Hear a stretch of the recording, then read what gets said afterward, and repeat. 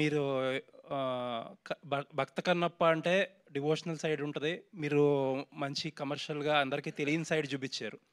సినిమాలో ఆ సైడ్ ఎంత ఉంటుంది, ఈ సైడ్ ఎంత ఉంటుంది? వీడి జర్నీ ఏంటి అనేది ఫస్ట్ పాయింట్కి మళ్ళీ నేను I just give a small addition to the first point. Archaeology survey of India Srikalahasti నుంచి ఒక 40 కిలోమీటర్ల దూరంలో ఉడుమూరు అని ఒక ఊరు ఉంది. అది కన్నప్ప జన్మస్థలం, అతను గూడెం అదని దే రికగ్నైజ్డ్ ఇట్. అక్కడ కన్నప్ప గుడి కూడా ఉంది. దీనికన్నా ఆధారం ఏం కావాలి మనకి?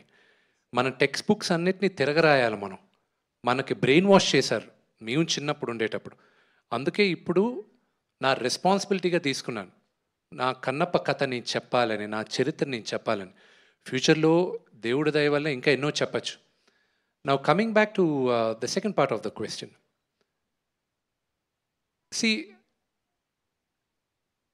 I just wanted to show you a world. నేను నమ్మిన కథ చూపించాలనుకున్నాను and I showed it to you. I'm showing it to you soon. Vishnu గారు, అండ్ ఇందాక మీరు చెప్పిన ఒక మాట, ఇందాక బడ్జెట్ గురించి ఎవరో అడిగితే ఒక 4 years బ్యాక్ మీ ఇంటర్వ్యూ ఒకటి చూసాను నేను. అందులో మీరు ఏమన్నారంటే, నాన్నగారు ఒక 60-70 crores తీయండి అంటే ఇప్పటికి 92 crores అయ్యింది.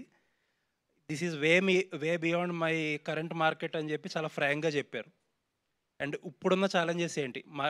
సినిమా మార్కెటబిలిటీ ఆబ్వియస్లీ చాలా రెట్లు పెరిగే ఉంటుంది. ఇప్పుడు ఉన్న మార్కెటబిలిటీ ఛాలెంజెస్ ఏంటి? Because that day I remember చాలా ఫ్రాంక్గా చెప్పారు మీరు. ఇప్పుడుకున్న విష్ణుకున్న మార్కెట్కి ఈ ప్రాజెక్ట్ అనేది టెనబుల్ కాదు. ప్రాబ్లీ మేబీ మోసగాళ్ళు అనే సినిమా వచ్చాక మారొచ్చు అన్నారు, but unfortunately did not happen. ఇప్పుడు మార్కెటబిలిటీ పరిస్థితి ఏంటి? బ్రదర్, ప్రతి నటీనటులకి ఒక్క ఫ్రైడే చాలు. 1 Friday. Kannappa will be my Friday. And I'm sure of it. All the best అండి. విష్ణు గారు,